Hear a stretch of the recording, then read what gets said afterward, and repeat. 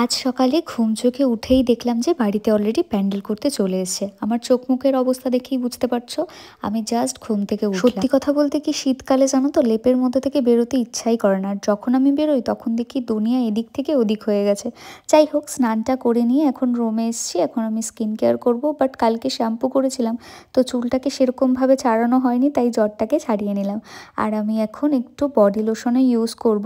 আমি খুব একটা বডি লোশন ইউজ করতে পছন্দ করি না, বাট এখন একটু নিজের যত্নটা নিচ্ছি।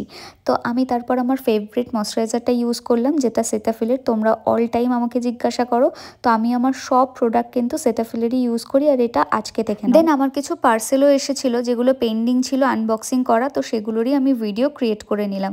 তারপর আমি আর মামা একটু রেডি হয়ে যাচ্ছিলাম একটু মার্কেটে। সেখানে গিয়ে টুকটাক কিছু জিনিস নিলাম আপনা মার্ট থেকে। তারপর বাড়ি আসার পর বিকেলবেলা আমি আর শুভ একটু বেরিয়েছিলাম একটা ক্যাফেতে গিয়ে একটু চিকেন পকোড়া আর চাটা ট্রাই করেছিলাম, যেটা খুব বাজে ছিল। ওখান থেকে আমরা চলে আসলাম একটা গিফটের দোকানে। ওখান থেকে টুকটাক কিছু জিনিস নিয়ে একটু ফুচকাটাও খেয়ে নিলাম। সন্ধ্যেবেলা আজকে আমি আর মা আমাদের পাড়ার টুকটাক কয়েকটা বাড়িতে নিমন্ত্রণ করতে বেরিয়েছি। বাকি ডিটেলসটা খুব তাড়াতাড়ি অন্য ব্লগে তোমাদের সাথে শেয়ার করব। বাই।